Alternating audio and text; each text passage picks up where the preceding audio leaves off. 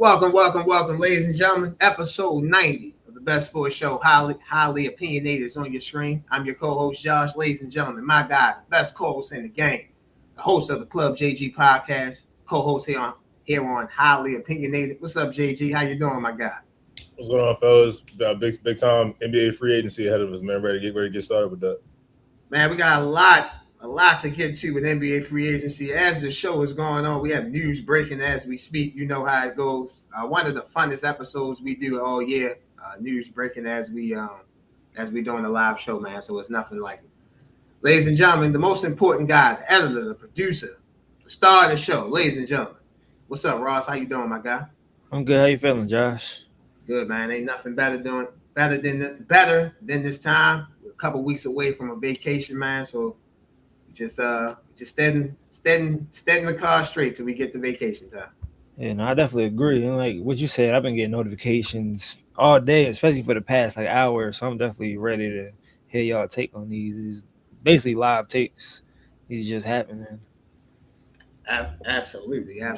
Ladies and gentlemen, thank you guys for watching episode 89. We had the great Eric on from Triple Play Fantasy. I know these guys stopped their production, stopped their show for a while. Hopefully those guys will get re-energized and hopefully find the right time and right space to come back with that platform. Again, Triple Play Fantasy. Eric was a great guest. If you haven't checked that out, go to our YouTube page. If you can, subscribe to our YouTube page. In fact, Ross, let them know where they can follow us on our social medias. Yes, sir. Y'all can follow us on Instagram at Highly Opinionated __. Follow us on TikTok at Highly Opinionated _SS. Follow us on Twitter or X at Highly O_SS. And of course, y'all already on YouTube. So make sure you like, subscribe, and leave a comment. Absolutely. You guys' comments, likes, follows, subscriptions, followers, following means everything to us. You guys make Highly Opinionated what it is. Again, we're on episode 90 in large part because of you guys taking the time to listen to us, like us, disagree with us, follow us, subscribe, everything. So we appreciate everything that you guys mean to us.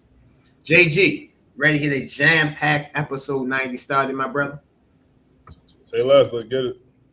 Let's work. Let's start off with we both made NBA preseason predictions. I'll say NBA preseason predictions. I'm sorry, NBA offseason predictions. I thought Giannis Antetokounmpo would get traded to the Boston Celtics. You thought he would get traded to the Miami Heat. Giannis Antetokounmpo did, in fact, get traded to the Miami Heat. The Bucks traded Giannis Antetokounmpo and Bobby Portis to the Miami Heat for Tyler Hero, Khalil Ware, Jaime Jaquez, Crispus Jonas. If I'm saying his name wrong, I'm sorry. 3 first-round picks, which included the 13th pick in this past 2026 NBA draft, a pick swap, and 1 second-round pick. Your thoughts on Giannis being finally traded to Miami? Everyone thought that the Boston Celtics were going to land Giannis. For a while, I started to believe that myself. I went out on a limb and thought, you know what, I think Miami Heat would be a team to watch that would do that. And lo and behold, it happened. Milwaukee, I thought, picked the right deal for Giannis. I think they got more back in terms of players, in terms of draft picks. You know, you get Tyler Hero, a guy that's from Milwaukee, you know, familiar with the city, obviously, like, you know, be a homecoming for him. So that's the extra motivation for him. And then you in the draft, you pick up Berries from Arizona, and then also Nate Ahmed from Tennessee. 2 really good young players to start rebuilding your core with Giannis Antetokounmpo, establishing what your identity is going to be as a team. Now that era is now over. For Miami, they finally landed a big fish. This is the first big free agency signing since Jimmy Butler, since LeBron James. And you managed to keep Bam Adebayo with Giannis. Now, a lot of people are wondering, hey, can Giannis and Bam coexist? Well, in Bam Adebayo's case, he has adopted a 3-point shot. I'm not saying that Bam Adebayo is now a shooter. In this past season, he shot about 32% from 3, so that's nothing to really go crazy about. But he still has now adopted a shot where now he becomes a capable shooter. So you're not just going to sit and let Bam take wide open shots, especially if he starts making them. You're still going to be more worried about Giannis driving to the basket, but you at least have a capable shooter out there. Miami also re-signed Andrew Wiggins, which I thought was big, to maintain that small forward position. Go ahead, Jay. Let me, since you spoke of that, let me give you the figures of that deal. Andrew Wiggins intends to sign a 3-year, $64 million contract to stay with the Miami Heat. So you have they traded for Giannis Antetokounmpo. They re-signed Andrew Wiggins to keep him in Miami. So your front court is set, especially with Bobby Portis there, who's still a very serviceable big. Again, another capable 3-point shooter. So he's not just going to be like, you can't really camp in the lane and let these guys take wide open shots because they will knock them down. The glaring obvious thing that Miami has to work on now is their backcourt. Right now, you just have Davion Mitchell, and you're wondering what's going to happen with Norman Powell. I think it's more likely that you lose Norman Powell in free agency because he's expecting a big payday, and at this point in his career, you don't expect him to take less money. And rightfully so. I understand that. But that's Miami's thing that they had to figure out. They have to get their backcourt together. I thought maybe Ja Morant would be that answer there, but we obviously have some news that we'll get to later on with him. But this Miami team still has a lot of work to do, but this is a good start for them to start getting themselves back to relevancy in the Eastern Conference. No, this does not make them the best team in the Eastern Conference. I would say that they're a top 5, top 6 team in the East right now. This does get them out of the play-in, though, because a player like Giannis Antetokounmpo, when he's healthy, is good enough to move that needle to the degree where Miami should be a playoff team and not a play-in team. I agree. I don't think this makes Miami a NBA Finals NBA Finals contender in the 2026-2027 season. I think just like when Dwayne Wade, LeBron James, and Chris Bosh got together, it took them a year. Now, they made the finals the first year, but it took them a year to have the nucleus set for them to win the championship the second season. I think that's what the current iteration of what Miami will be this upcoming season. Now, that front court is amazing. John, silly me. It's kind of like the Miami Heat built their team to beat either the Oklahoma City Thunder or the San Antonio Spurs. They damn sure got a lot of front court players, from Bam Adebayo to Giannis Antetokounmpo to Bobby Portis to Andrew Wiggins. Even though Andrew Wiggins can play the 2-3, but you can make a case he's more of a front court player than a backcourt player. So very interesting. We'll obviously get to the Thunder and the Spurs later on when we recap the NBA draft.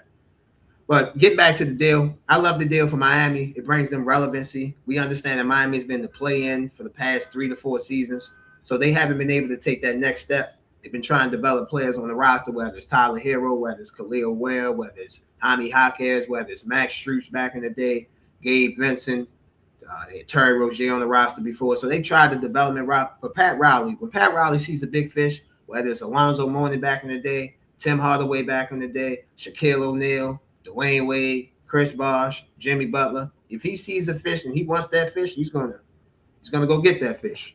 He's definitely gonna do whatever it takes to make that happen. So I love the Miami Heat re-signing Andrew Wiggins, a calm and steady presence to the team. We saw today that I'm just looking at thinking about free agents that could fit them. We obviously know they need guards. They need guards that can defend and shoot. Now, it's not a lot of them that's available. Either you have guards that can score or guards that can defend. If I'm Miami, I would be looking at, maybe you don't start this combination, but I'll be trying to get my hands on Marcus Smart. He can hit timely threes. He's a good defender. I will also be looking at Chris Middleton, the connection with Giannis Antetokounmpo, and I'll be looking at Bradley Beal. Let's see what Bradley Beal, see what condition he's in, and see how we can, use his services or what he has left in his NBA career. Yeah, I like Bradley Beal with Miami. I like definitely Marcus Smart would be a nice idea. I don't know Chris Middleton at this point. I'm not sure how effective he would be offensively with this team. I know he's had a couple of years like with DC and then and obviously Dallas, but I'm not sure how much he would fit really with Miami with what they're doing. I just think they really need just like shooting and the guard play. D'Angelo Russell, who's still a good shooter as a point guard, that probably could be something you can look at for low value.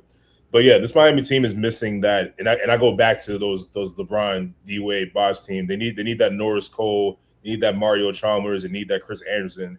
Those key players that obviously weren't going to make big money, but they started in their roles, and that's what made this Miami team so tough to beat during those years. So I think that's the only thing they're missing.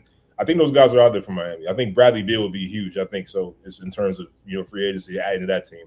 Gives them backcourt scoring, gives them shooting, gives them versatility out there. Let's see what Pat Riley and Eric Spoelstra does. For me, I'm not going to bet against him. I think Giannis, at some point in time in his Miami stay, and Giannis Antetokounmpo at some point in time in the Miami Heat jersey I think he'll win a championship. I truly do. I've seen Pat Riley build teams up. I think this re-energizes Pat Riley to, get the batteries recharged up because now we have that big fish, that big whale, that superstar. Now we just need to build the team up around. So I think at some point, Giannis and the Miami Heat will be NBA champions. The wildest headline I've heard so far since this happened was they call Giannis a South Beach freak. I couldn't help it. That's a wild headline, bro. The Greek freak has invaded South Beach. The Greek freak to the South Beach freak. Has a ring to it. Has a name to it. I can't do it. Next, ladies and gentlemen, we're going to get to John. There has been a shakeup in Charlotte. Charlotte Hornets, they made 2 drastic trades since the last time we've been on there.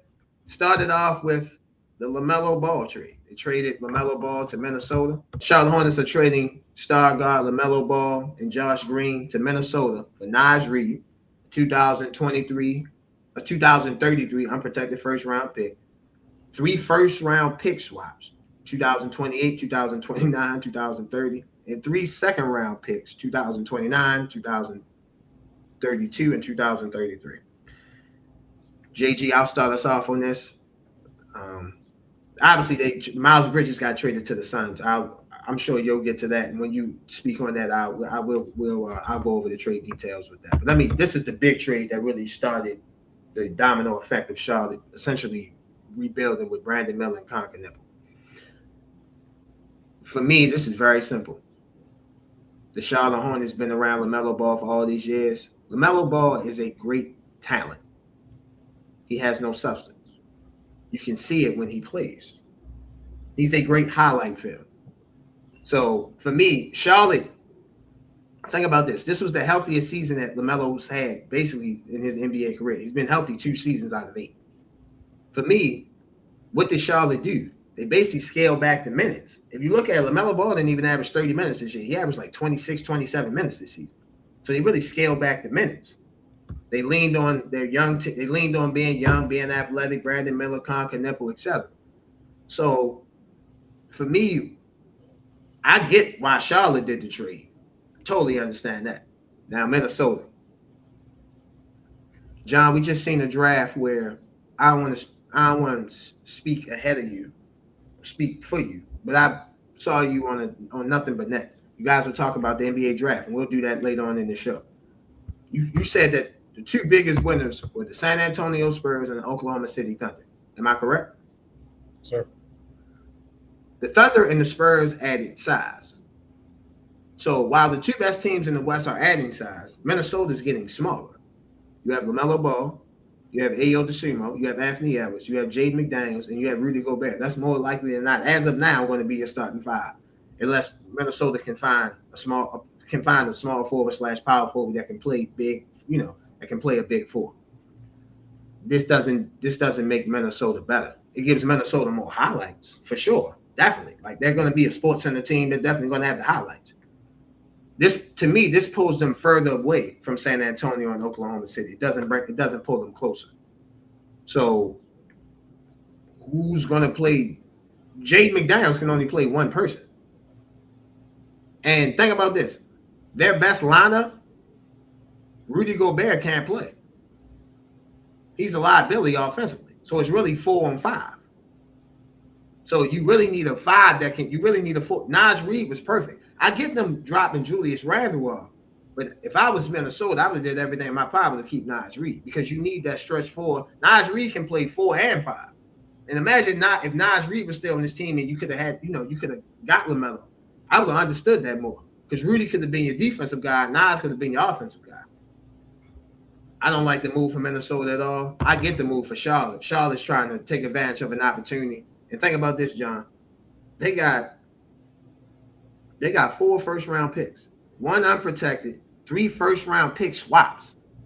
So if Minnesota gets the number 1 pick in 28, 29, or 30, they won't. But let's say they did. Charlotte can swap with that. They have the right to swap with that. Then you get 2 second-round picks. When second-round picks are golden in today's NBA. Love the move for Charlotte. Don't really understand. I understand the move for Minnesota because, you improve your guard situation. But this is not the guard that I would have traded if I was in Minnesota's shoes. This is not the guard I would have traded for if I was in Minnesota's shoes. So I'm gonna disagree on a couple of things. I understand. Like, I don't love Minnesota getting smaller in the Western Conference. I don't love that. Julius Randle, I think we can come to agreement that the writing was on the wall there that he needed to go. Locker room culture, presence, not exactly ideal for his team. Nas Reed, yeah, that hurts a little bit. But what we have to understand is that Minnesota desperately needed firepower at the point guard position. I mean, bad. Mike Conley, great career, great point guard. He's on his last leg. Dante DiVincenzo just tore his Achilles. He's not coming back next season. Unlikely. You got to have someone experienced and who can bring firepower at offense on point guard, and that's LaMelo Ball. Now, I get it for Charlotte. This is a high level player that you can sell. You can sell high on right now. You trade him early, a year or two early, to get what you can get back. And you just listed what they got back. They got a haul back for LaMelo Ball. So this is good for Charlotte on top of building with Conconnipple, with Brandon Miller. Nas Reed could fit in well with Charlotte too because they needed a front court punch. They didn't have much of that really when you talk about the front court. So you essentially, I think you upgraded while letting Miles Bridges go, but also getting a guy in Nas Reed who can provide a lot for you in the front court, which is something that Charlotte was desperately missing, in my opinion. But Anthony Edwards was double teamed so much coming off of ball screens because they knew there was no one else in that backcourt that could really hurt them. And when Ant got doubled, it just slowed and stalled their offense down from Minnesota. So it just made them easier to guard. They just became less efficient, and Ant couldn't really get himself going. He already wasn't fully healthy going into the series with the Spurs, but he got double teamed so much off the double team, like 12,000 times, that there's just nothing there for Minnesota to really generate offense of. Now you add LaMelo Ball, where it's like, okay, if you do that, now he's kicking it out to LaMelo Ball, he can score, he can knock down the three, he can make the next play. I understand what you're saying about LaMelo Ball's game. He plays a real loose, like a dude that played basketball in slippers and socks. Yes. real smooth with it. Like LaMelo Ball can do everything on the basketball court. Yeah, real casual, beach field, uber casual. I got you. Chino Hills, California, real California kid. A little too casual at times. I got you. But this guy can play. This guy can score. And if you get him with a dog like Anthony Edwards with his mindset, I think that can have a good effect on LaMelo Ball to say, hey, look, now we were a team that is in the Western Conference that was battling. They've been to the West Finals. They were battling against the San Antonio Spurs, who ended up going to the NBA Finals in the West. I don't love that they got smaller. I understand that. Jamie McDaniels is going to be a key going forward. But I also don't think that Minnesota's finished yet. I want to wait and see what happens once NBA free agency actually officially begins, because I don't believe that Minnesota is going to go in with just this squad. And we also have to remember that trade with Julius Randle turned into Isaiah Evans from Duke. That's firepower off the bench that, hell, even a starter, in my opinion, that Minnesota desperately needs as well. So you're adding more offense and versatility along with getting LaMelo Ball. The guy get bigger, I got you, but I can't say that I hate the trade. I think it was something that they desperately needed, given DiVincenzo's out with the torn Achilles and given that Mike Conley's on his last leg. I think Minnesota will figure out the size factor going into free agency. So I like the move for both teams. Yeah, for me, I just feel it's another point guard for them to get. Like I said, I get them upgrading the point guard position. I'm a fan of that. But maybe they paid Ayo $100 million. Maybe Ayo Dosunmu, yeah. I didn't mention Ayo Dosunmu. That's more firepower. So like you're talking about Ayo Dosunmu, and you got Isaiah Evans, and you got LaMelo Ball, and you got Anthony Edwards coming back healthy. That Minnesota will be able to score. Now the question is, can they hold up in the Western Conference? Because we know the big monsters that are out there in the Western Conference in OKC and San Antonio. Charlotte Hornets traded Miles Bridges, a 2029 first-round pick and a 2027 second-round pick to Phoenix for Grayson Allen, Royce O'Neal, the 2033 first-round pick. So the Charlotte Hornets basically have turned the franchise over to Conconnipple and Brandon Miller. Your thoughts on this trade? Your thoughts on the Phoenix side and the Charlotte side? Yeah, I think Charlotte was trying to get rid of Miles Bridges, I think, for a couple of years now. This was a contract that they were trying to get out of, and they finally found a trade partner. And also a decent team for Miles Bridges. I think he can go in and definitely help Phoenix, improve from like the surprising season they had last year, with Jalen Green and Dylan Brooks with Devin Booker. I think Miles Bridges can definitely help them. But for Charlotte, yeah, they're turning the page. They're saying, hey, we believe and this young core with Knipple and Brandon Miller as their centerpieces, and we want to build around that. Kobe White is back with Charlotte. He's expected to be the starting point guard. The only thing that has me a little concerned with Kobe White is he has to be. He's more of he comes off to me as more of a scoring point guard, and I feel like he needs to be more of a facilitator with Charlotte, given how they're going to be running offense with Knipple and Brandon Miller. We'll see how that kind of gels and gets together. But solid move for Charlotte. We just see what they're trying to do here. Just they're trying to change the face of this team, the direction of the franchise by trading for a while who was your face of your team, LaMelo Ball, and now you add a Naz Reid. You bring back Kobe White. I think Charlotte is headed in the right direction, in my opinion. Now they were in the play-in last year. We'll see if they can really improve from that. I'm not expecting Charlotte to be a top 6 team next year, but I do expect them heading in the right direction. Maybe baby steps in terms of improvement going into next season. So I'll hit it from the Phoenix side. I love the move for Phoenix. Miles Bridges has been linked to Phoenix for like 2-3 seasons now, so it's not really surprising that they settled for Miles Bridges. I'll say this: the Phoenix Suns, boy, they are Michigan State East. I mean, Michigan State West. From all the Michigan State people that they have in the organization, from the players on the roster, the people in the organization, they went after Tom Izzo, so not surprising. But Miles Bridges has been linked to Phoenix for multiple years now. Love the move for Phoenix. Phoenix was in the play-in. They advanced to the first round. They advanced out of the play-in to get to the first round. They lost to Oklahoma City in 4 games. They got swept. I think Miles Bridges can help. You add him with Dylan Brooks, Devin Booker, Jalen Green, your center. They drafted the center from Duke last season. You got Mark Williams out there. So Malawaka from Duke. I know I'm probably butchering his name, so I apologize for that. So I love what the Phoenix Suns have done. And again, for Charlotte, they're handing the franchise over to Knipple and Brandon Miller. So they didn't believe that they thought they maxed out with the team that they had, and they probably did. In a weak Eastern Conference, for them not to make the playoffs was probably disappointing for Charlotte. So you get all these assets, you get these first round picks, these second round picks. Let's see what they do. They have a treasure chest load of draft picks and assets they could get in these sweepstakes for whatever next superstar wants to become available. So. JG, let's move on to the Los Angeles Lakers. Your Los Angeles Lakers.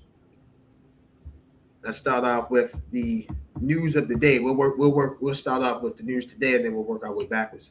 DeAndre Ayton is opting into an $8.1 million player option. He will be returning back to the Los Angeles Lakers. Your thoughts on DeAndre Ayton being the starting center as of now for the Los Angeles Lakers? Next topic. Okay. Austin Reaves. Austin Reaves signed a contract with the Los Angeles Lakers. He signed a 4-year, $185 million contract to return to the franchise. He declined his $14.9 million. He declined his $14.9 million player option for his new max deal. So your thoughts on Austin Reaves returning back to the Los Angeles Lakers? Austin Reaves is a great player. He's changed himself. The highest payday for an undrafted player in NBA history. He deserves every money. He deserves every bit of that contract. I want to be very clear about that. Really good offensive player. He's earned his money. I understand him getting that money. I just hate it for the Los Angeles Lakers. This is a terrible idea from the LA Lakers. I want to be clear about that. I'm not saying that Austin Reaves is not a great player, deserves his money in the NBA. This is a terrible idea for the LA Lakers in particular. Why do I say that? Because I keep saying the same thing over and over and over again with the LA Lakers. If you can't play defense, you're going to lose. You're not going to win a championship if you can't play defense. So now we have Luka Doncic, who is your best player on the team, can lead the NBA in scoring in his sleep. Damn near unstoppable offensive force. He not a defender. He don't play defense well. Austin Reaves, pretty damn good scorer. He don't play defense. So now your starting backcourt for years to come are two guys while they can score, every opponent that sees them while they have the basketball, if the opponent has the basketball and Austin Reaves and Luka Doncic is on them, they are licking their chops saying, I'm about to get a bucket. There's not a damn thing this dude can do to stop me. And they're right. If you weren't watching the playoffs last year against when Oklahoma City came into LA, they were looking for Austin Reaves. They were looking for Luka. I mean, I'm sorry, Luka didn't come back in the series, but they were looking for Austin. I mean, it's bad when a dude is looking for you. Where it's like, oh no, switch off. Let me hit him. Come here, bro. That's bad news in basketball. That means you a target. It is a turnstile. It's the waving of the wand. That's what I'm seeing when I'm you never want to be that guy on the basketball court because they're gonna find you every time. They're gonna run the same play 10 times. Ole, I'm looking for you, bro. So that's your starting backcourt. And now you're wondering if a 41 going on 42-year-old LeBron James will sign back with you. We're gonna ask LeBron James to be your best defender at going on 42 years old. It's not gonna happen. It's just not. Now, he's the 5'5" at the time. It's amazing that he's even been as great a player as he's been at this stage in his career. He ain't playing no defense. Rui Hachimura, all right, capable defender, but he's not really a defender that well. Jared Vanderbilt, yeah, he's supposed to be a defensive player because he ain't got no offense for you. That didn't work out too well. So you're largely creating the same problems that you've had for the past 3-4 seasons. Yeah, you got offense, but you can't win against Denver, San Antonio, Oklahoma City, Houston when they get Fred VanVleet back. You're not going to beat those teams if you can't defend. So the Lakers, once again, chose Showtime. Oh, we're going to be fun to watch. We're going to be Austin Reaves, Luka. They're going to get their buckets. They're going to light it up. They're going to make the Lakers fun to watch. You know, it's a playoff caliber team, and you're right. They are a playoff caliber team. They are going to be fun to watch on offense. They can light it up. They can light anybody up. But when the playoffs get here, if you can't play defense, all that ooh and ah Showtime is out the window. And I'll briefly talk about DeAndre Ayton. Yeah, good. He took good advice from his agent to opt into this deal. He took great advice from his agent because DeAndre Ayton didn't get no damn deal anywhere else. I think if he opted out, this man will be out of the league. I don't think anybody thinking. That's how I feel about DeAndre Ayton. So yeah, you're smart to opt in to get this money now because my friend, I don't see you getting another contract after this one. I don't. If you do, it might be vet's minimum to sit on the bench and basically be a coach. I'm sorry. This is the former number 1 overall pick. This is how I feel about him. He ain't bringing me a lot of confidence to say, hey, we can do something at the position of center.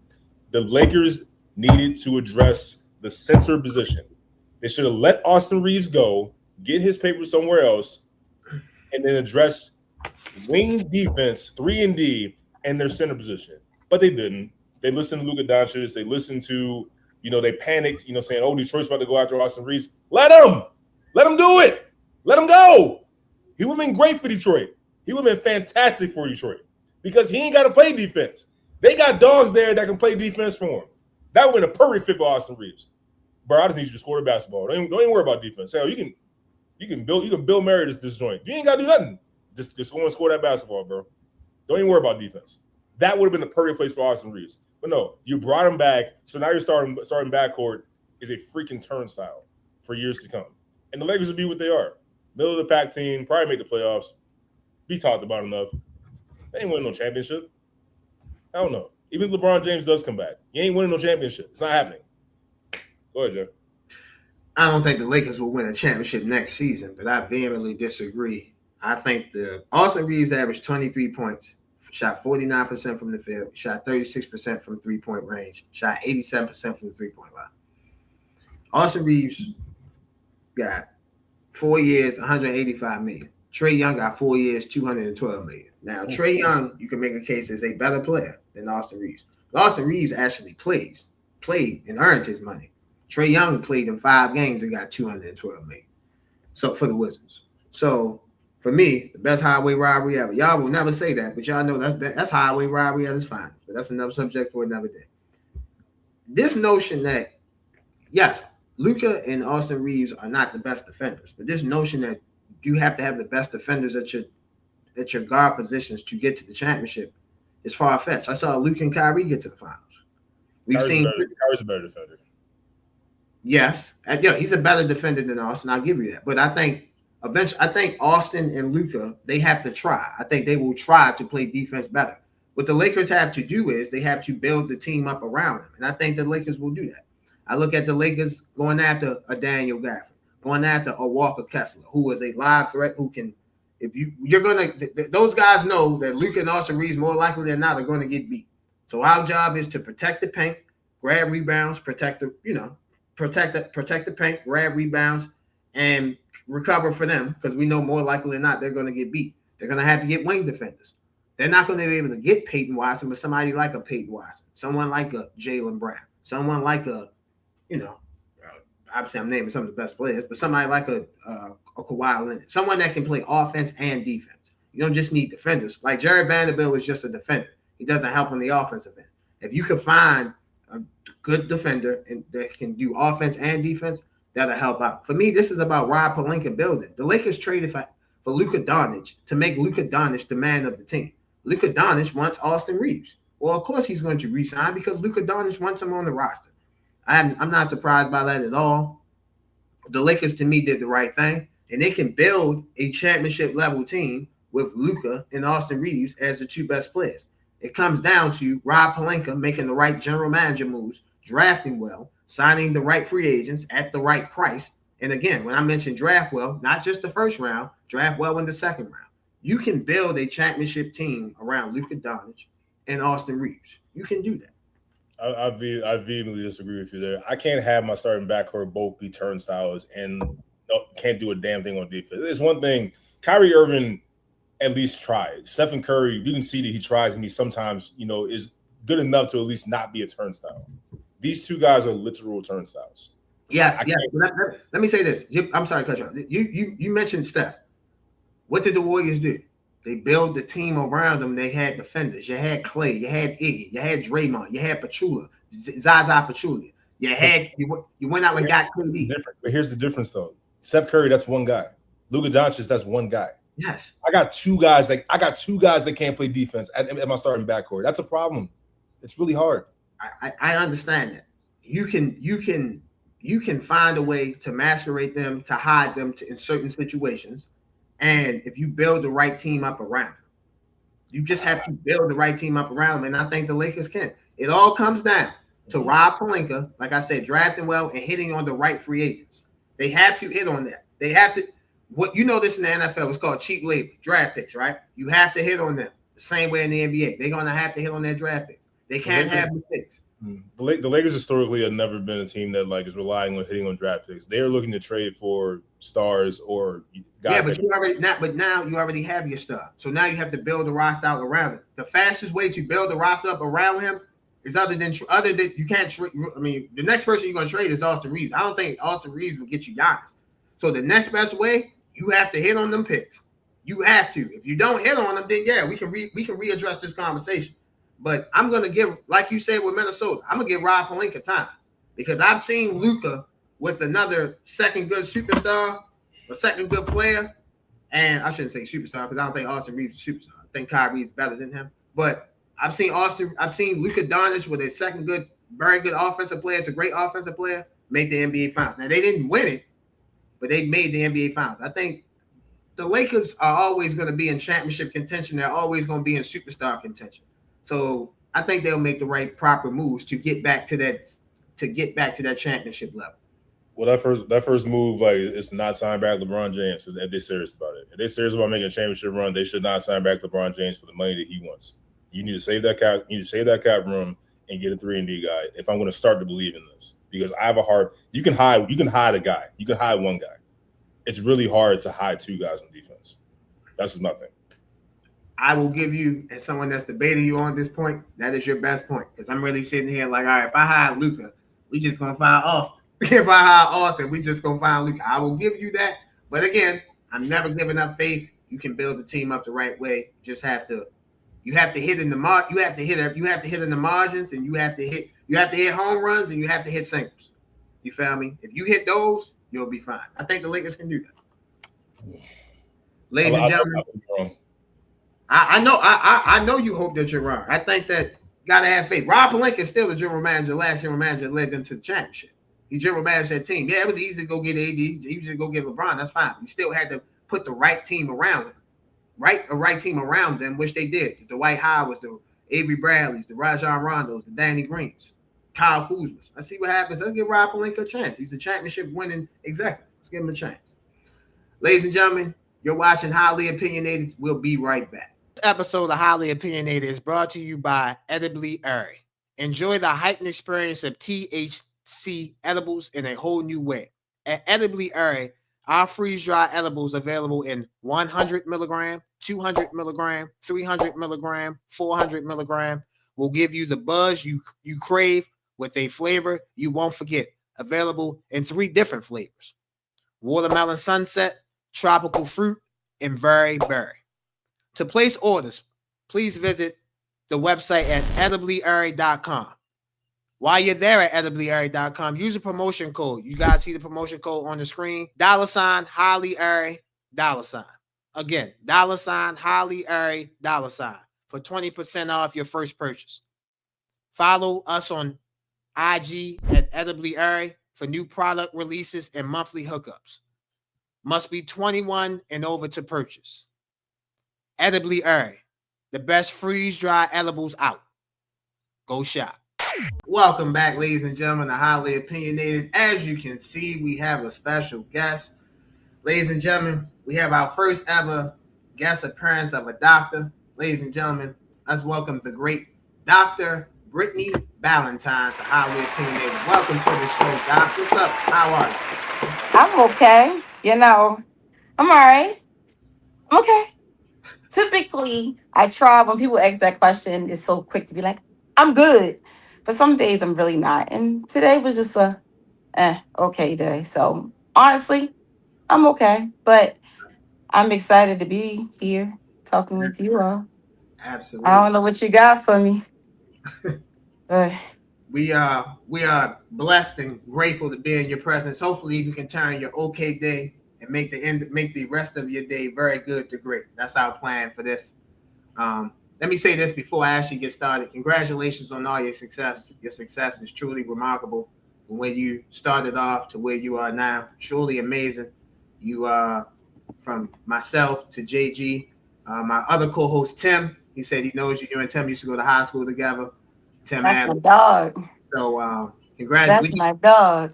Just want to say from all of us to you, congratulations on all your success, all love, and we are Thank absolutely you. thrilled to have you here. Thank you. I appreciate that. And thank you for giving me the space and opportunity. One of my goals for this year was to actually reach out to the people because a lot of the things that I do is not for myself, it's for other people. And how are other people supposed to know what I'm doing if I'm not speaking to the people? So I appreciate you for giving me this platform to talk. Absolutely. That's what we're here Oh, to. That's what we're here to do is talk and actually listen to your wonderful and amazing story. So, first question: who is Brittany Ballantyne? first, she a child of God, okay? I feel like I'm giving my speech, my acceptance speech. Um, but no, for real.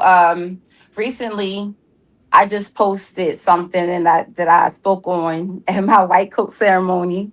Um, and we're gonna talk about it because that's what we're here to do. Absolutely. So in 2022, I had my white coat ceremony and I had the privilege to speak. Now, this was still like post COVID, so nothing was open. So we got to talk about the setting.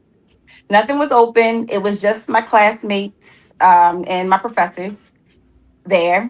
And it was supposed to be like live streamed, but then something went wrong with technology. So it never happened. So it's just my colleagues, my classmates, and my professors in this space during our ceremony, which kind of sucked, but it is what it is, right? And I gave my speech and I left my 3 keeps at the end that my dad always reminded me. And I reposted it for Father's Day because I felt like that was the best way to honor him. One, keep God first. So I am a child of God. Two, keep your head in the books. I would say I'm very scholarly. But most important, I call myself an affirmation baby. But I'm affirmative action baby. I'm sorry, not affirmation, affirmative action baby. So we could talk about that as well. But I do put my education first, and I understand that education opens up a lot of doors for who I am. And three, keep your panties up. I don't have no kids yet. I'm not married. I do have a boyfriend, my lovely boyfriend, Broderick Lewis Pitts. But you know, I knew what he was saying with that too. Like it was an order for a reason. Put God first, keep your head in the books, keep your panties up. And it's not saying not to have kids yet, but make sure your order and everything is operating the way it's supposed to be operating. So I am those things. With that being said, I'm a daughter. I'm a big sister. I'm the third from my dad, the first of my mom. Okay. So I have half siblings. I'm from Baltimore City, born and raised, West Side certified.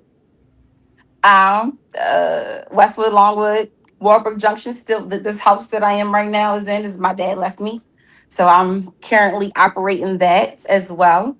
Uh, I'm a physical therapist by second career. By first career, dance. Dance is my first love, but that led me into physical therapy. Um, yeah, there you go. Okay. Okay.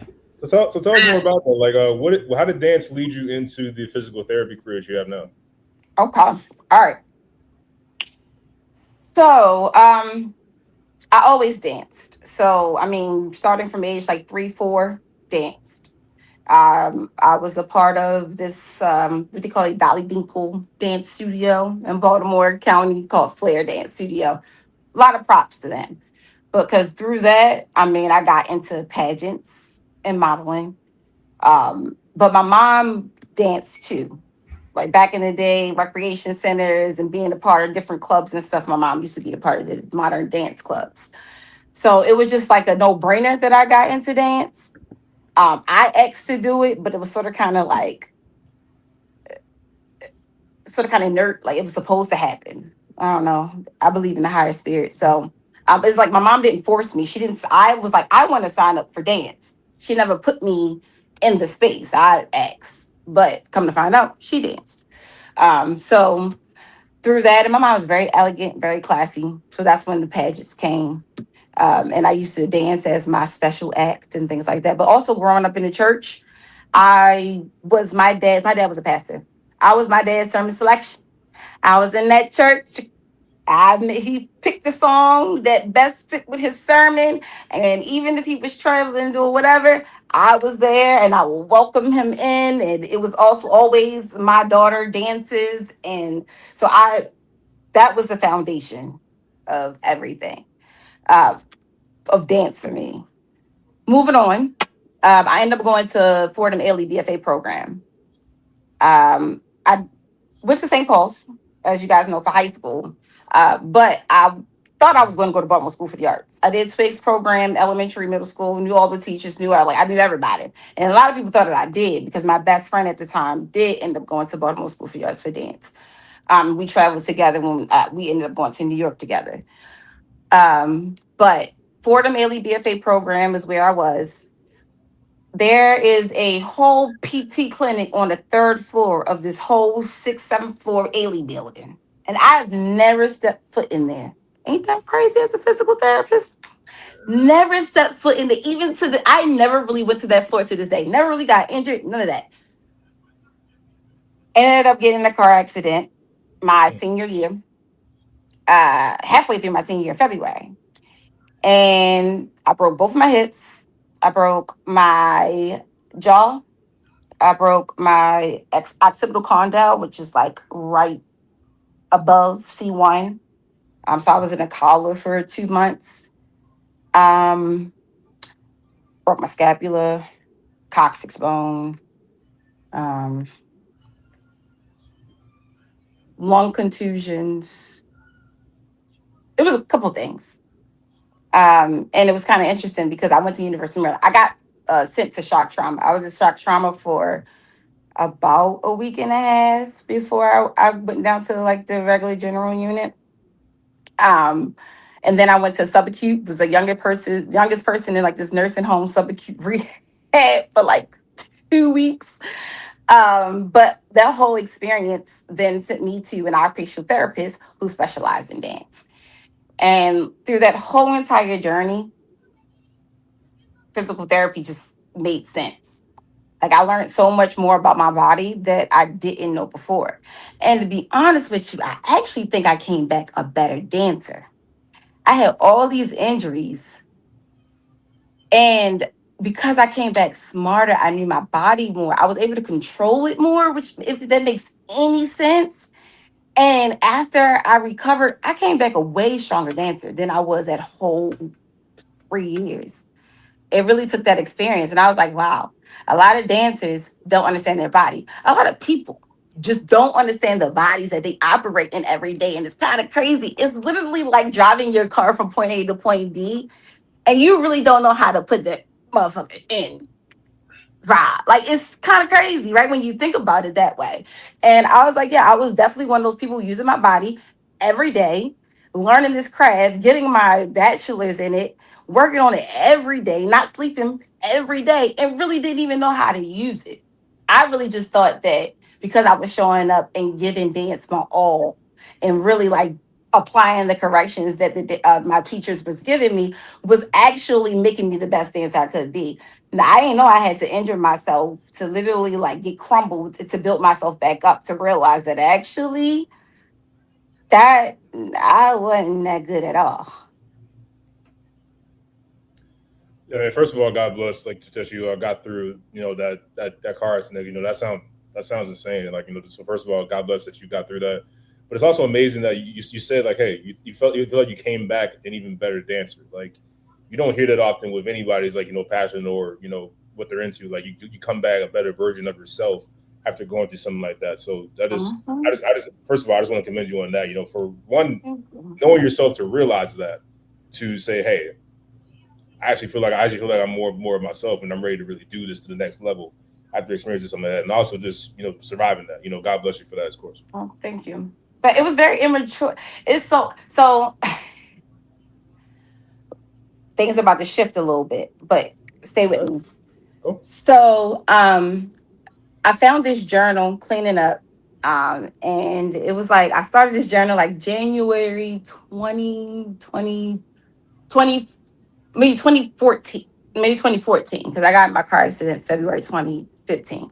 So I'm gonna say January 2014, starting this new journal. I'm like, how you go to the beginning of the year, I'm gonna start this journal. So I found that journal, right? It didn't last that far from January. However, one of the entries was like me judging my father so hard.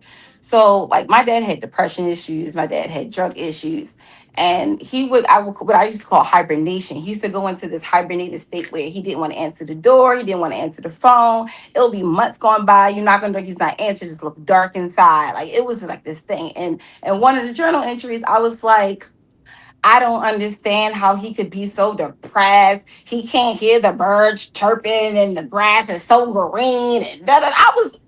Immaturity, not experiencing anything yet. Because when I looked at the date and I was like, wow, well, that accident was probably like one of the first times I realized that like life ain't always that much greener on the other side. And why would I be that person to sit there and try to judge my father for not being able to see how green was grass, how green the grass is, how blue the sky is, how well the birds are chirping, have these conversations. Like, who was I?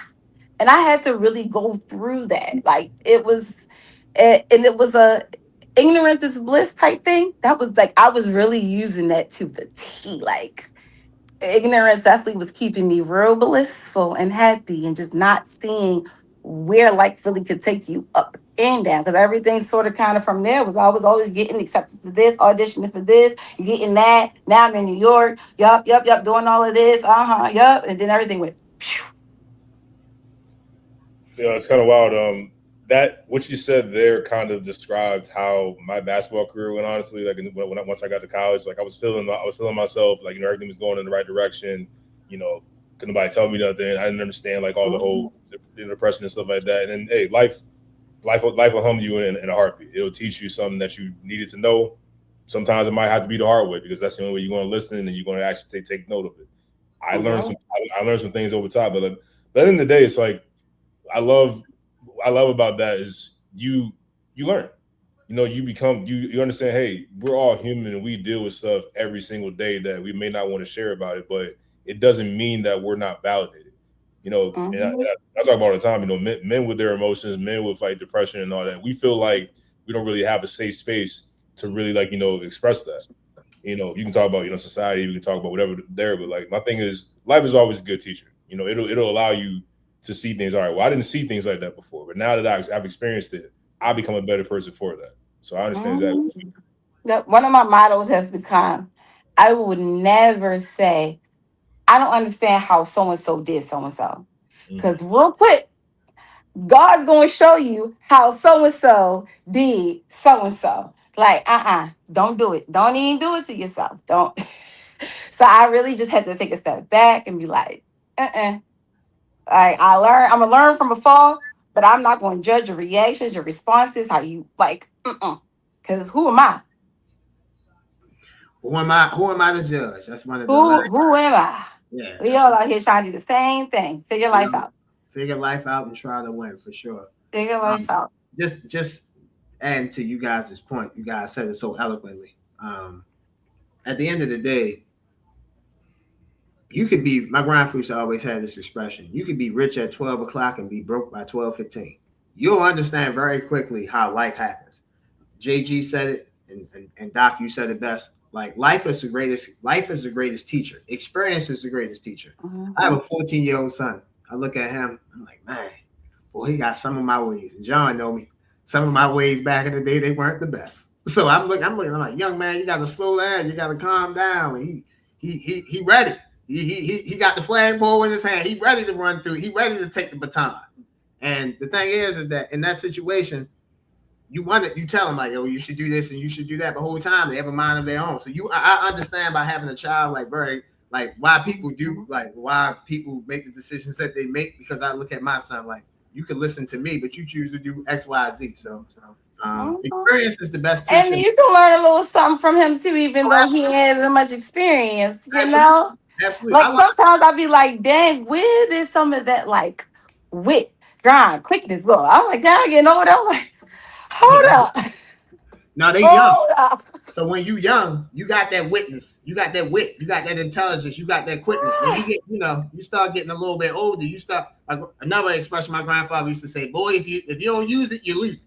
You feel me? Them young people, they gotta stay hippity hop, don't stop, jump, hit, all that. When you get older, you don't really gotta do that every day, all day. You feel me? You might do that here and there. You don't do that all day. So but no, Uh-huh. I definitely learned from my son for sure. My next question to you, you mentioned it.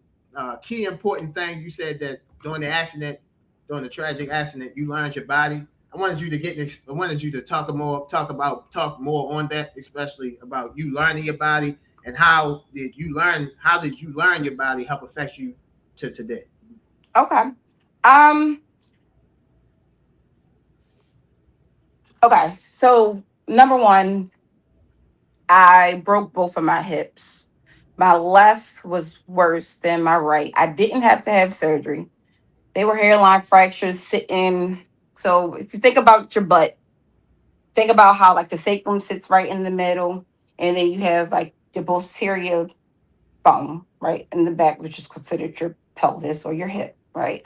I fractured right at the bottom. So when you're sitting in a car, right, that where we call it your ischial tuberosities. But the bony part of your butt, the bony part, right, right along there, I fractured that closer to my hip than I did my sacrum. Does that make sense? Yep. Gotcha. Okay. And I really did it on both sides, but my car flipped. So that's why my left is worse than my right. Got it? So understanding now I fractured my hips. So now I have a lot of hip muscles that I have to repair. We don't realize how much your butt, people don't think about how their hips Their butt is a part of their hips, the posterior hip. People don't think about that. They don't think about how much your butt muscles and your hips in general, if your hips is tight in the front and weak in the back, your back starts to hurt, your core ends up being super weak, and everything sort of kind of trickulates from that, right? So understanding that I had to retrain my hips taught me that I actually had to retrain not only my core, but my pelvic floor too, because that's even closer to your hips. So taking a step back and understanding that I thought because I could hit this step, I was getting from point A to point B, kicking my leg. But kicking my leg was messy. It was not technique. And I was compensating is what we call it. Right. So I am doing other things that don't need to happen just to make one thing happen, which can be a ripple effect of injuries. So as I'm now understanding it, and it really came from me from fracture my hips, my shoulder. I mean, that ended up coming back. My neck. I mean, I had to wait till I got out that collar. So even when I was in PT, I was still doing physical therapy with the collar on. I couldn't even move my neck yet. So everything I was really doing was really from my hips, my trunk, and then the rest of my limbs. I have pretty long legs. I always say they're heavy. But if my core is not strong enough to sustain that, why do I think I can do anything else? So like that's how my brain started to operate, and that's how I became a stronger dancer. Got you. Go ahead, Jet. Yeah, so same with dancer. We learned that you performed in Europe, South America, and the Caribbean. Just real quick, can you tell us about that experience overall? Just getting to dance like in other parts of the world. Okay. All right. So I'm gonna make this all connect. All right. So I'm at Ford and Maley BFA program. I'm a junior at this point, and one junior, only one junior, gets this scholarship. It's called the Denise Jefferson Scholarship. Denise Jefferson was the original director of the Ailey School. She passed away. And in honor of her, they gave a scholarship out. And the scholarship was gave to one junior in the BFA class every year. And then this junior would perform, they would find out who their favorite choreographer is. And mine was Ronald K. Brown at the time, who I ended up working with Ronald K. Brown after I graduated. But he set a couple pieces on Ailey prior to.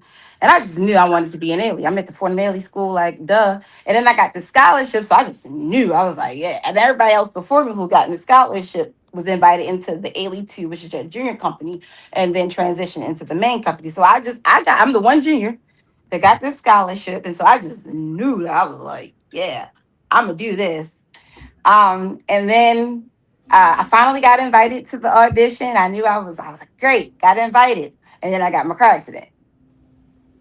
And then it's now April. My car accident happened in February.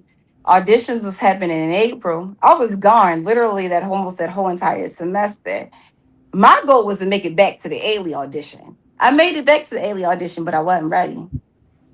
Wasn't ready. But that was my goal, right? So I cut therapy short because I was like, I feel like I'm ready. I want to make it to this audition because even though this happened, I'm still going to do this. And I didn't get it. So I was like, damn, I had to really figure out plan B. And I was like, oh. So I remember like a month before in January, I had to do a paper. And the paper was to go to a Broadway show and write about it. And I went to a show called After Midnight. After Midnight, and actually I didn't know nothing about After Midnight. My best friend at the time was like, we should go. So we got rush tickets and we went, and it's an all black cast. And these ladies, these three ladies, they come and they open the show in these big old feathers, and it's back in your like 1920s. I mean, like sitting real prestige, just like owning the stage, and they open it up. It's given like Hercules. You know how Hercules opened up with the black? Yeah, that's how it was given. I was like, oh, this on Broadway. Fantasia was like their star. Vanessa Williams was in it at one point in time. I saw when Vanessa Williams was in it. But I was like, oh, I want to be in this. It won a Tony Award. But by the time I graduated, it got off of Broadway. Norwegian ended up picking it up. And I had no desire to go on cruise ships at the time. But Norwegian was in this field of buying Broadway shows right off the rip to up their entertainment past the other ships. So now it's this competition of the ships. who entertainment is better, Royal Caribbean, Disney, Norwegian. So that's how they started doing that. Because Royal Caribbean started doing the same too. So they started fighting for Broadway shows. After Midnight was one of them. I knew I wanted to do it. I auditioned for it. I didn't get it. But Norwegian told me if I do this ship, next contract, I'll be in After Midnight. So I said bet. So that's what I did. So that's what sent me all the way around. So my first contract on Norwegian, I worked for that middle class ship. It's called the Ocean. It's real bougie. Like it's a you gotta wear a certain type of attire past a certain time, suit and tie. Very prestige. Very in smaller ships, so it can fit in smaller ports. Because of that, I went literally everywhere. I celebrated my birthday in Brazil. I was like, shout out to them with the World Cup because I was like, I feel like I'm playing favoritism because I celebrate my birthday in Salvador. Rio de Janeiro is one of I understood what people mean by Brazilian this, Brazilian that, because it was definitely an eye opener. Um, I mean, I went to Spain, Italy, Portugal, um, Cape Verde, Morocco. I mean, I went to so many different places, and then I stayed with Norwegian for the last 3 years. After my first contract, which was about 8, 9 months, went to my next one. Took me to get 2, 3 month break. Started After Midnight, and then made dance captain, and then just kept going back for the last like 3 years after that until the pandemic, and that's when everything shifted. Nothing. Everything was on a standstill. There was cruise ship definitely was like the last thing. Cruise ship theaters, anything arts was like the last thing to open back up. All of my friends was trying to figure out what their plan B was. I knew I wanted to go back to school. Actually, my last contract, I started taking online classes. I started taking stats and psychology two or something like some type of psychology class online because I knew I was like, all right, I think it's time to start moving forward. Who knew that was about to happen? But the pandemic sort of kind of prolonged things. And by the time everything opened back up, they asked me to come back, but I was already in PT school by then. So the rest was history. Nice. Absolutely. As JG mentioned, and as you so eloquently said, travel dances allow you to travel all around the world. I want to give you your flowers. Just again, you're traveling all around the world with dance, but you performed in two of the biggest places in in the world. Actually, not even just here in the United States, in the world. You performed at the Apollo Theater and you performed at the City Center. Just describe that experience, what it was like to perform at the Apollo Theater, and describe what it was like to perform at the City Center. Okay. Both of those. Where you get this from? The man's prepared. I give my Hold on, because information. I'm really sitting here like, hold on. How you even know that I actually? Because you had to pull that from somewhere. You So where know, did you you pull know, that you from? know, you know. Let me say this: for every guest that comes on this show, we try to do our research. We do our research every time we get I a guest. can tell. So where you get that research on? Because so what you look up is what I So, want to know. so we saw you on the great Fordham University website page. Oh. We do our research over here. They did. We want to shout out Fordham University. We're gonna get to that. Okay, so to tell y'all that, so that's how that happened. So Okay. because Okay. I got the Denise Jefferson scholarship, actually I missed something out. I also, because I got the Denise Jefferson scholarship, I also was asked to speak as the student scholar at the Ailey Fordham donor and scholarship reception. Now, I was asked, it was a group of people. I didn't even know. I randomly got this email one day and they like was like, oh, you're a part of you're nominated. And then I had to like submit a rough draft or something I would say. And then I got picked. And that happened back in like before we went on break. So they were preparing me for this, and then I got in my car accident. So that was another reason why I said, "Oh no, I had to take my ass back because I am giving this. I'm giving this motherfucking speech because I've been working on this speech for a minute now." So because I gave that speech, then when I graduated, they asked, "Where's Brittany at now?" So they actually they hired a photographer to come out to the ship. That was my first contract. We ended up docking in Miami towards the end, and they had somebody come out. I had to get them a pass to come in. They did a whole thing on me, as you can see. That's just what you found. So we went somewhere, took pictures. Like she got the whole. She did a good job, man. She did her thing. But Fordham set that up because I got that scholarship and I did that speech. Absolutely. And speaking of that, you got two scholarships there, if I'm not mistaken. You got the Denise Jefferson Memorial Scholarship. You also got the Uh-huh. Robert E. Campbell Scholarship. And So, I met him at that day at the donor. I sat next to him that day at the so table. if you And don't there's a mind, picture. There's a picture online too of us. Oh, if you go, it's there. Since if you you just found it, I'm if, pretty sure you're probably. if you don't mind, speak on Robert E. Campbell and speak on Denise Jefferson. Speak on what you know about those. Um, you know what? I'm not going to speak on that. I am going to speak on that, but I am going to speak on something I feel like is a little bit more important, Okay, and it's go ahead. what I mentioned before. I said that I call myself an affirmative action baby, right? So I felt like I went to KIP. I went to KIP Ujima Village Academy. Shout out to them because like KIP is what got me to St. Paul's at the time. St. Paul's wanted to up their diversity. Probably it was a diversity grant or something. Now that I'm a little hip, man, I understand a little bit more, and I'm gonna put it out there. Hey, listen, don't. There's a reason, and it may not have been financial. It could have been real sincere, There maybe. could have been. That's how I got into Calvin Hall. I got in there for a diversity program. Don't worry about it. Don't worry about it. Don't worry about it. And at the time, they were taking two people from KIP every year. So I was second graduating class. So it was two black girls before me that got into St. Paul's for the full ride. And then next year was me and another girl. And after that was me and another girl. And after that was me and like another girl, another girl. But as you get the point that they were trying to fill this space of diversity, but not ready to diversify the educational system and within that we were at. However, I got a full ride at St. Paul's, and I'm very grateful for that opportunity. And I learned a lot, and all those resources I took with me to Fordham, and I made sure that I was able to pull from that. And even when it came down to me getting into PT school, I was the Black Lives Matter cohort of PT school.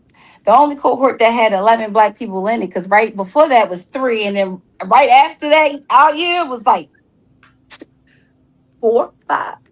So, like, as you can see, I was like a part of, I've always been a part of this movement of like diversity, equity, inclusion. And I thank God for it because it's been able to grant me opportunities. So yeah, I always say that like I'm a affirmative action baby.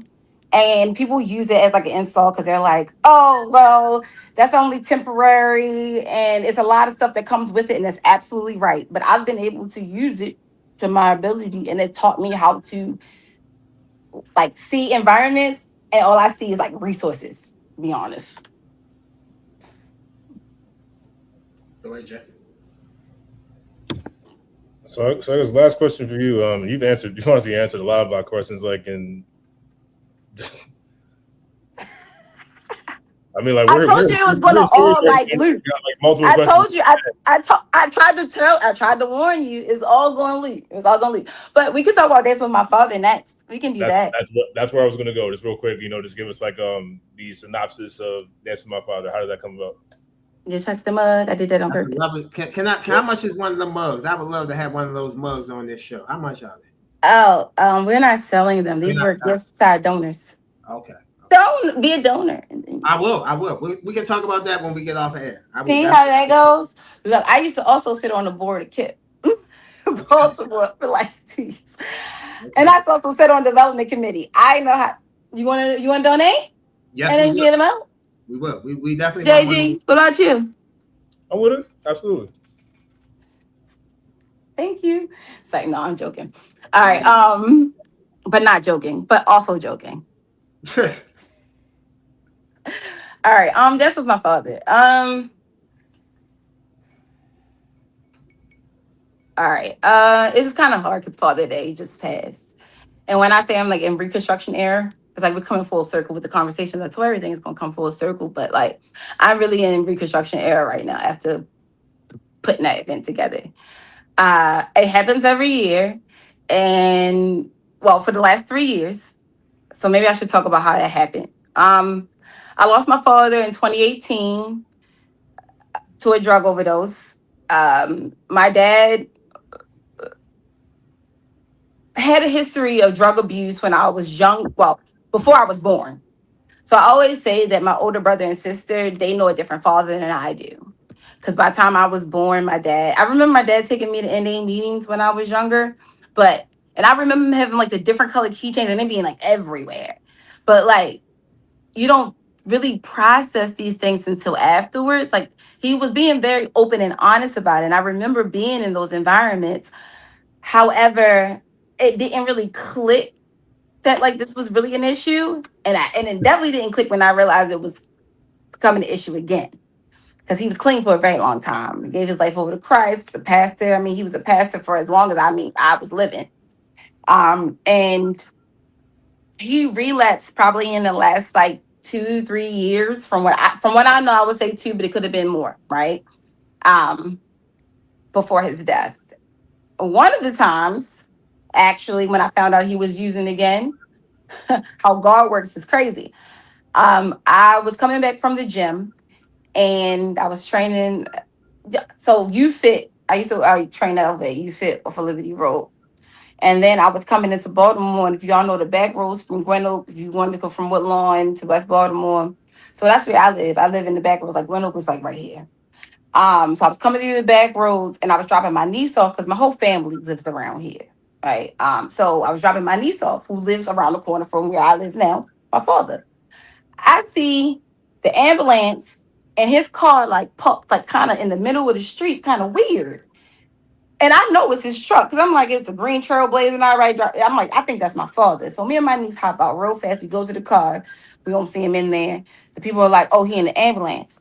We go over to the ambulance. My father is shocked as a mother, but my father's shocked. He's like, he just got hit with Narcan because he overdosed and almost hit a car. And somebody realized he was drifting and hurry up, hopped in his car, put his car in park, realized he was overdosed. And somebody had a Narcan, hit him with the Narcan. So by the time I'm coming to the scene randomly, right, he's in the back of the ambulance and he didn't even know I was coming.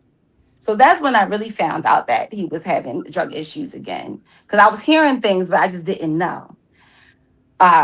So it took his life.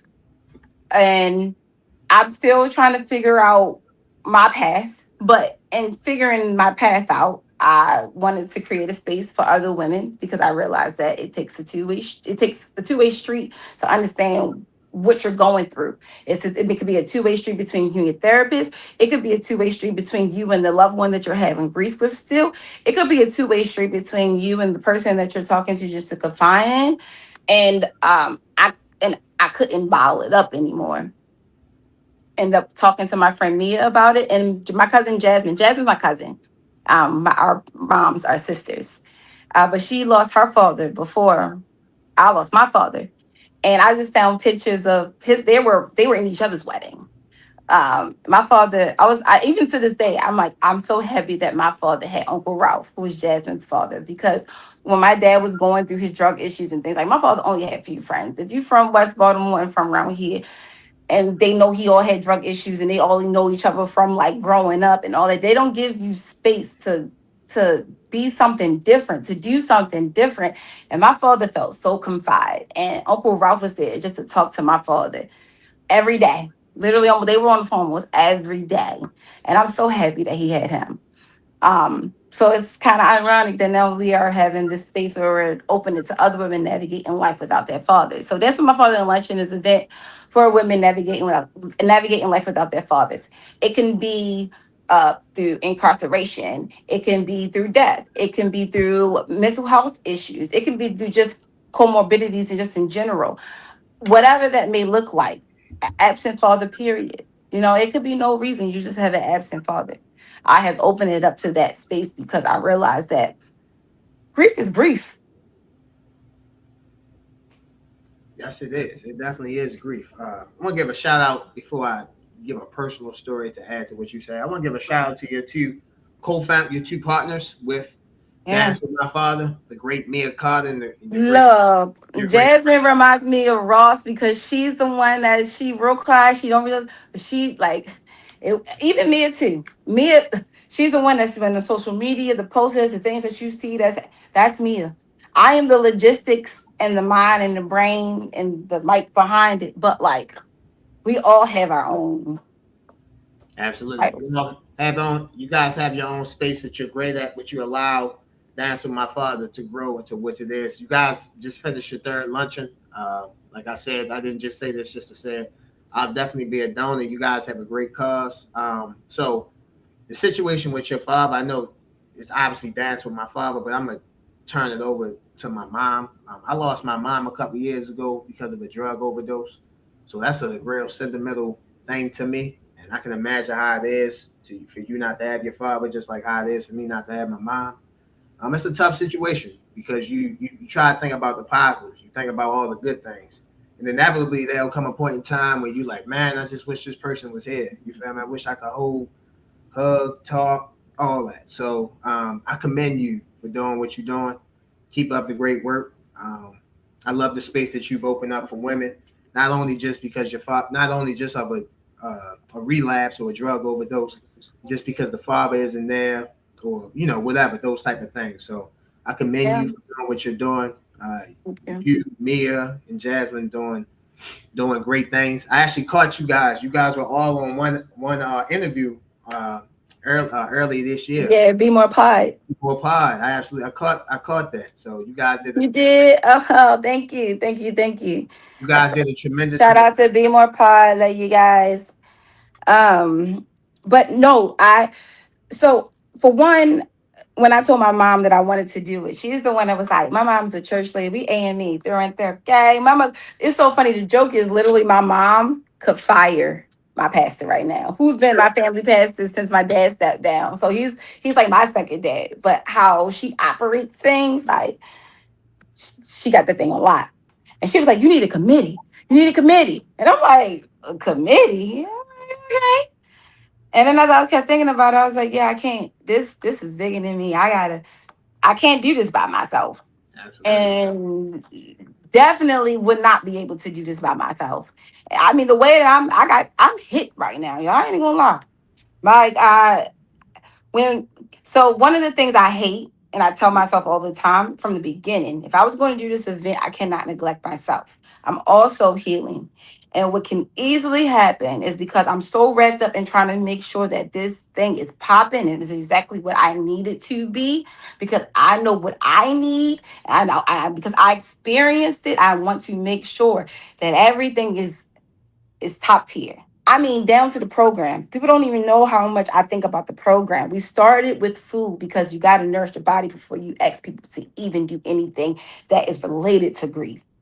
From there, I mean, we're giving away raffles. We're exchange. We have making sure we're having conversation activities for them to get to know the people around them. Because like, how you gonna open up and you're in an unfamiliar space, to then opening up to the Q&A, to making sure that literally I probably ask one question myself. I'm making sure that my audience is engaged. And if they don't want to do it, it's a QR code. They can pop up the questions on the Google forms and I can say them. Like they are engaged from the moment they step in to the end. Now, I've heard people saying they've been to events like mine and they still feel heavy afterwards. We made sure that there was another activity, the flower boom making section, the line dancing, more joyful music, even the music.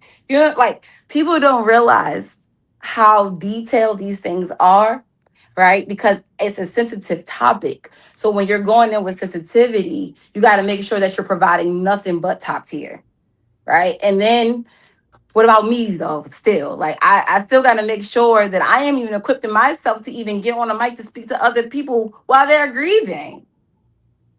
Absolutely. Absolutely. No, I love the fact that you offer top tier service. I always say this.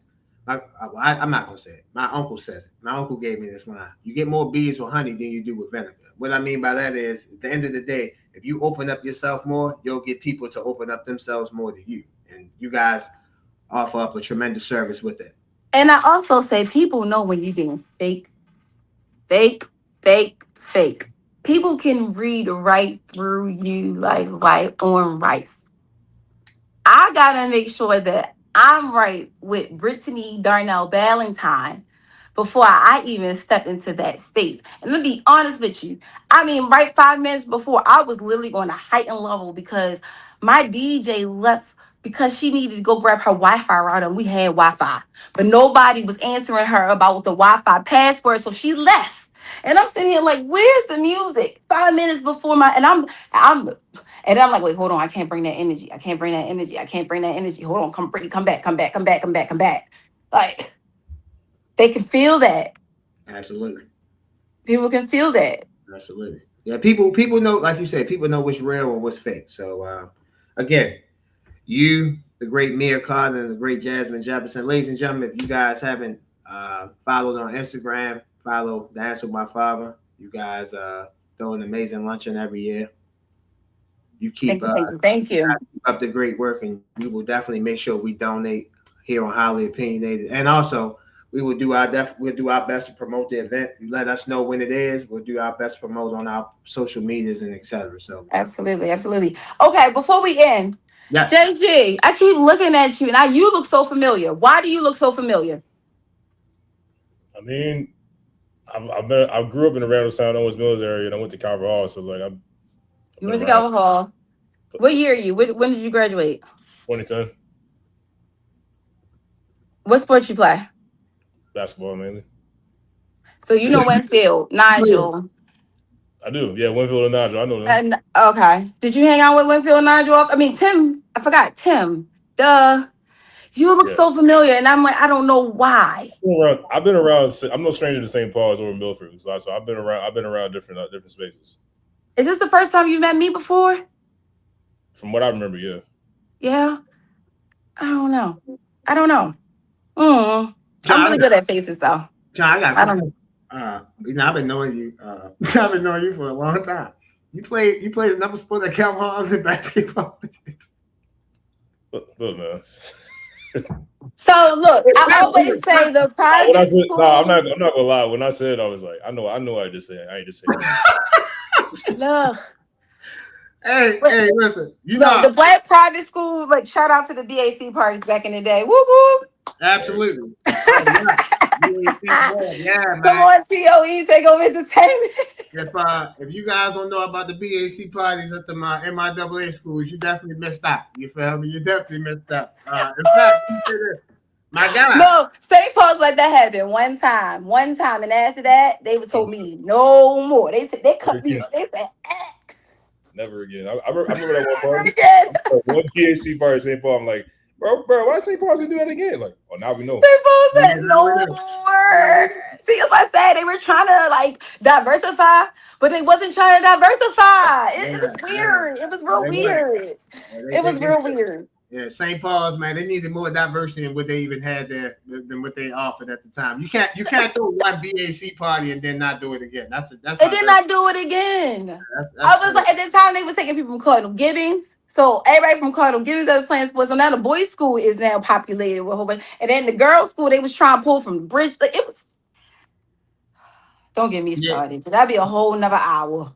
BAC, ladies and gentlemen, shows you how much black people had power with them schools, because the BAC was called Black Awareness Club. Black Awareness Club. So we had listen, if anyone could go to an MIAA school, listen, I love Milford, I love Randallstown, I know coaches at both schools, Orange Mills, I know coaches at city schools, all that. You can go to an MIAA school, man. You don't know what you're missing. Trust me. Talk to 3 MIAA. Shout out to the education, but I will tell you, everybody that I graduated, actually, I had 3 people from St. Paul's that went to St. Paul's with me at my event. One of them is my financial advisor. Shout out to her. And she's one of the ones that went from KIP to St. Paul's. Okay. Come on now. Like, Tim. I just saw Tim at my friend Janelle's wedding. I was in Janelle's wedding. Okay. Like, yeah, we are still tight as ever. Actually, when they got married, she married to St. Paul. So the drinks was Crusaders and the Gators. It was so cute. That's what's up. It was like, but so cute. It was so cute. Y'all both know this. Like, the people that you are around in high school are the most influential, because they're the people that more likely than not you're gonna be around for the. If they're good friends, you'll be around them for the rest of your life.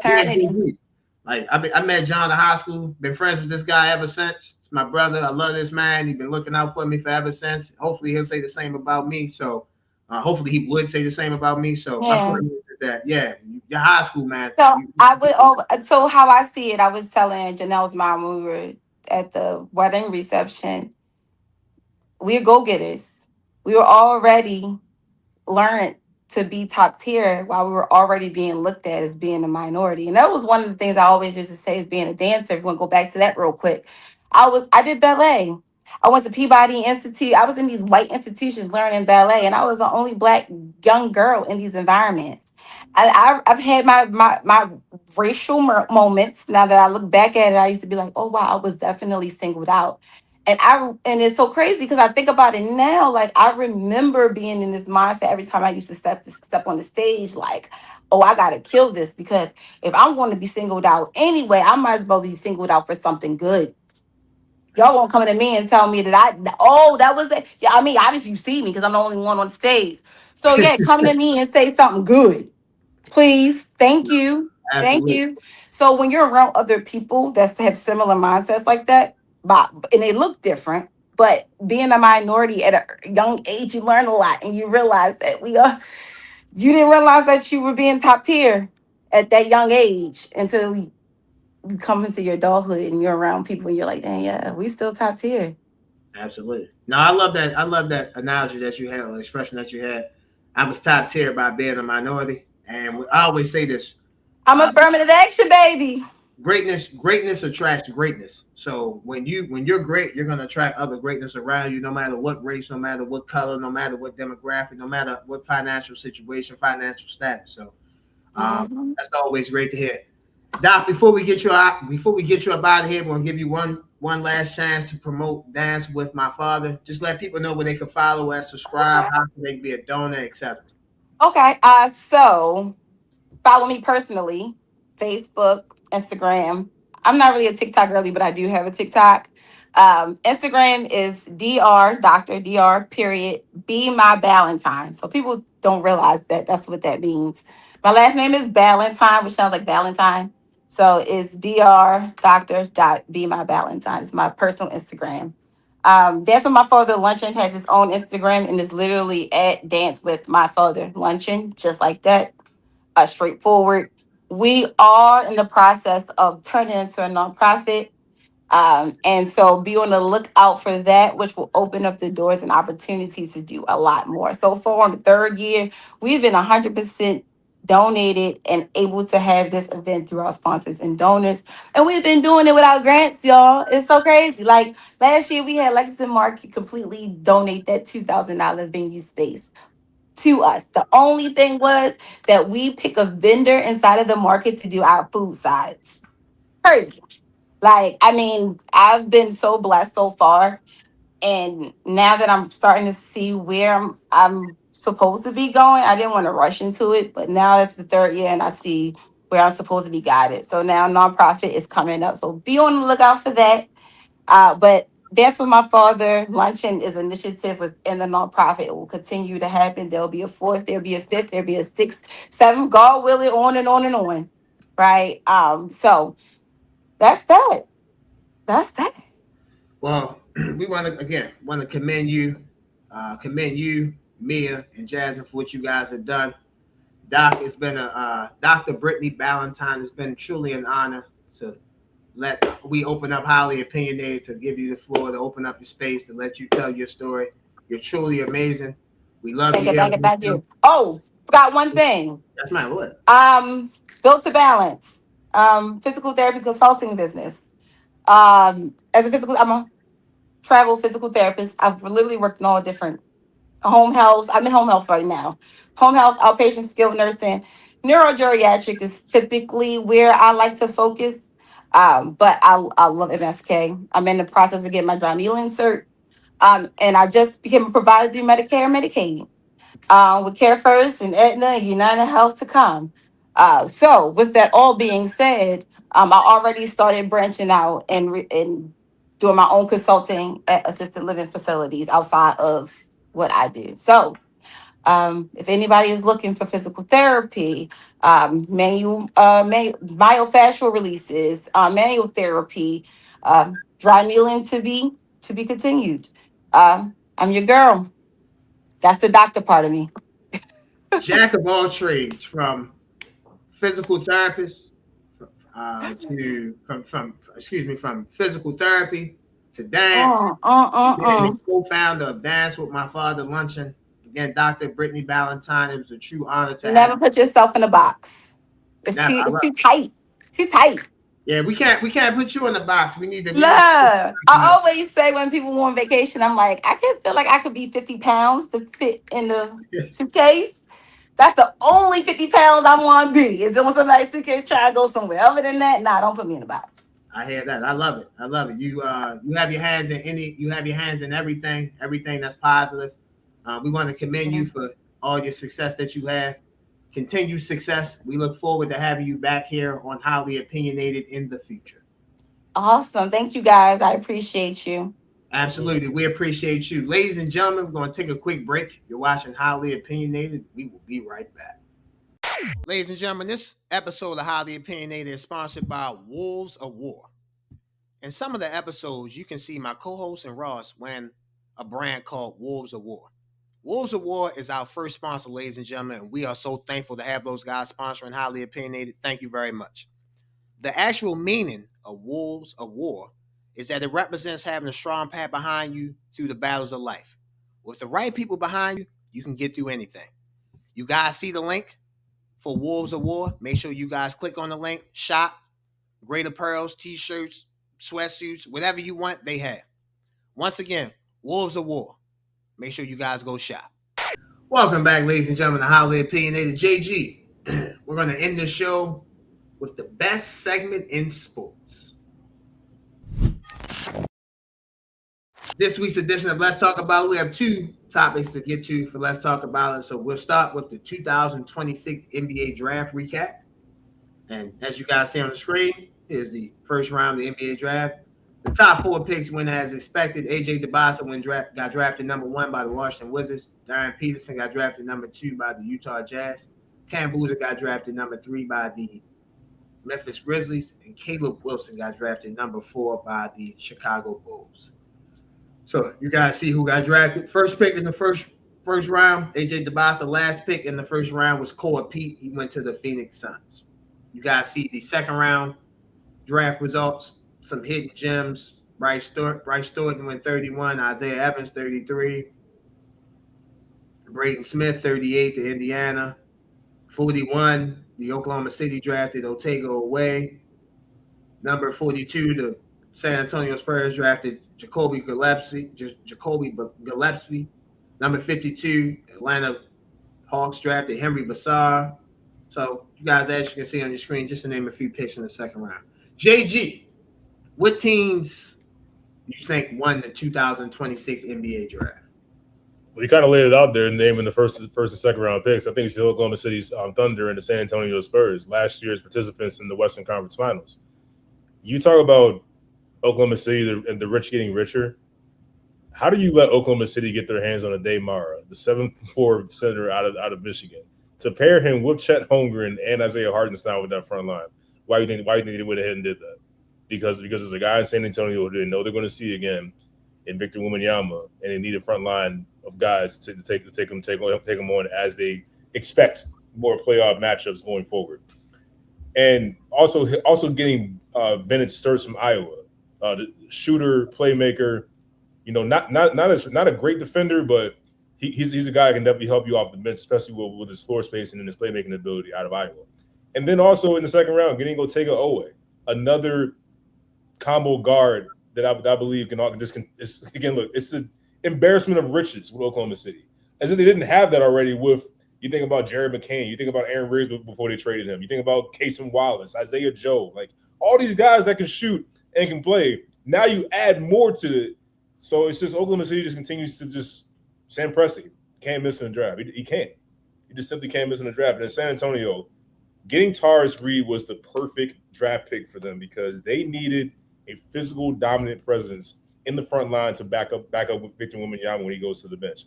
It was no secret that a glaring weakness was when Luke Cornett came into the game for Victor Wembanyama. It was a glaring weakness. The NBA Finals was a terrible matchup for Luke Cornett. I thought he shouldn't have seen the floor anymore. I thought he should have played the likes of Biombo or even Mason Plumlee. Try and see what those guys are, because Luke Cornett, quite frankly, gave you little to nothing. Like it was easy for any team to get to the basket and do what they wanted whenever Wembanyama was out of the game. Tars Reed is a big that plays physical, dominant. It's not going to be a clear path to the basket dealing with him. So that was a perfect pick from San Antonio. You also got Malik Brown from Duke, another physical big that can be a serviceable backup as well. And Jacoby Gillespie, former Terp and also Tennessee Volunteer. Another young point guard to add to this core of De'Aaron Fox, to Dylan Harper, to Stephon Castle. So I just thought I really was impressed with the Spurs in Oklahoma City in this draft. I thought they made all the correct picks that they needed for two teams that are already really good and could have easily won the NBA championship. They somehow just continue to get better. I agree with you on that 1,000%. Sam Presti should be banned from the NBA draft. He should not allow Sam Presti should not be allowed to make any more draft picks ever in NBA history. We saw what he did with the early dynasty, with the early Oklahoma City Thunder, with James Harden, Kevin Durant, Russell Westbrook. And now, listen, he drafted Otego Way in the second round. You know what Otego Way remind me of? But he's a better offensive player than this guy, Lou Dort.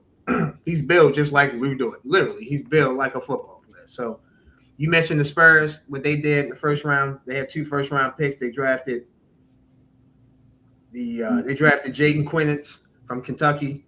He's coming back from a torn ACL. They drafted Terrence Reed with their second first-round pick. They traded to get that pick from the Denver Nuggets. So I agree with you on the Spurs and the Thunder. For me, I'm gonna give some love to a team that has been in the gutter for a while, but I think they can finally get it together. I think they got the best point guard in the draft, and I think they got one of the best shooters in the draft. And I'm talking about the Sacramento Kings. I love them getting Darius Aclef Jr., and they drafted Alex Caravan. So now let's look at Sacramento. You have Darius Aclef Jr., you have Alex Caravan, you have Keegan Murray, and you have Nick Clifford, the shooter from Colorado State. So you can see the young nucleus of Sacramento trying to get it together. I like what they did. I like what the Chicago Bulls did. I told you guys, as a Duke fan, it pains me to say, but the best player in this draft might be Caleb Wilson. He went to the school about 10, 15 minutes away from Duke at Chapel Hill. And they got Dalen Swain from the University of Texas, a long, athletic guard to pay up in Chicago. So I like what Chicago has done. Chicago hired Tiago Splitter, if I'm not mistaken, to be their new head coach. So I love that. I love that for the Chicago Bulls. The last team that I wanted to give a shout out to, I think won the draft, the Toronto Raptors. They selected Allen Graves in the first round with the 19th pick.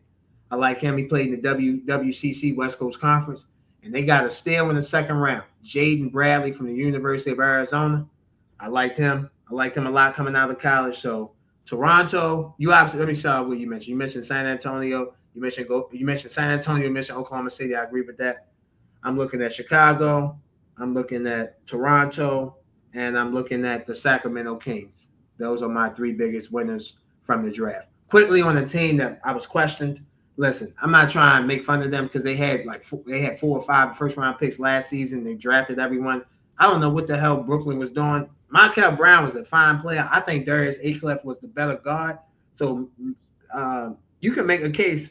Brooklyn at the 6th pick could have picked the second best guard because the Clippers picked Keegan Wagler. If they thought he was the best guard, fine. So Brooklyn had the chance to take in the best small guard, whether that's Markel Brown, Darius Aclef Jr., and Kingston Fleming. I think Darius Aclef is better than Markel Brown, so a little surprised by that from Brooklyn's standpoint. But hey, let's see what Markel Brown can do in Brooklyn. Brooklyn traded for Julius Randle. Brooklyn re-signed Darren Sharp. So let's see what Brooklyn does. There was a reason that Sacramento only took 20 seconds to get their card up to Commissioner Adams Silver. Yeah, they ran it up. They were set. They couldn't believe that the A Cup was there at number 7. They couldn't believe it. They were set. Their heart was set on Darius Aclef Jr. becoming a Sacramento King. So I love what Sacramento has done. Let's see. Can't wait for these guys to progress and play. Shameless plug: the NBA Summer League starts this weekend. The California Classic starts this weekend, along with the Salt Lake City Summer League starts.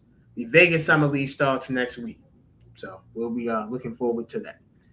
JG, let's end the show with a little bit of major trade news. The trade has finally happened. Ja Morant has finally been traded from the Memphis Grizzlies. He's been traded to the Portland Trailblazers. Memphis is trading two-time NBA All-Star Ja Morant to Portland for Jeremy Grant and Chris Murray. I'll start us off on this. Let me do this from the Ja Morant side, then I'll attack Portland, and then I'll attack Memphis. So Ja Morant, you and I have been doing this show for 2 seasons now, going on our third season. Third season starting August. Me and you both, including you and I, mainly me, has said that it's time for Memphis to trade Ja Morant. It's 2 years too late.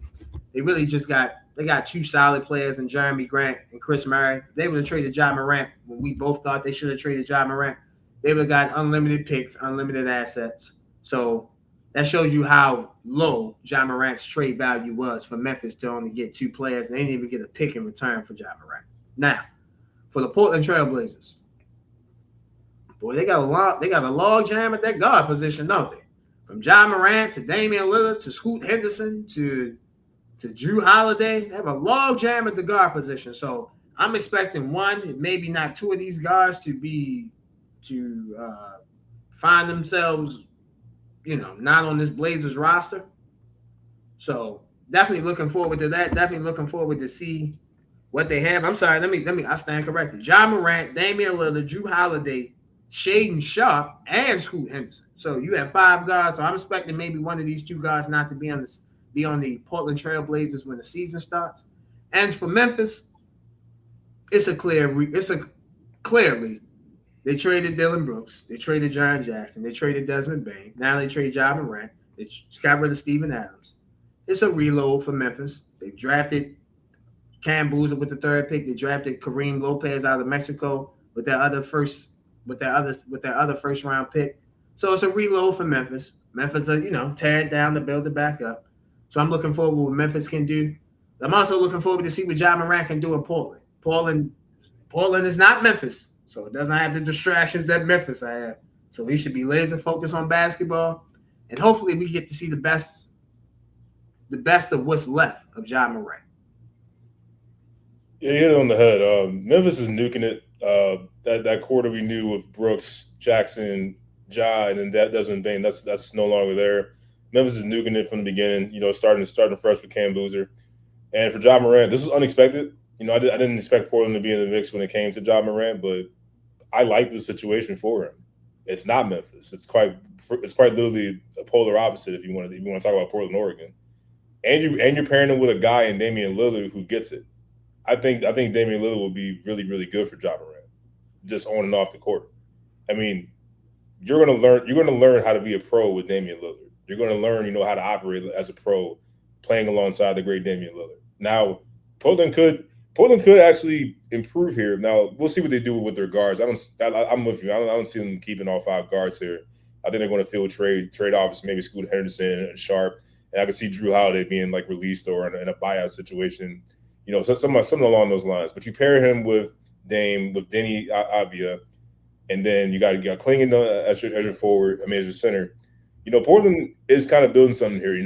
They were one of those teams that I didn't expect a lot of going into the last season, along with Phoenix, but they overachieved in my opinion. And you look at them and it's like, hey, you can see that Portland is going in the right direction.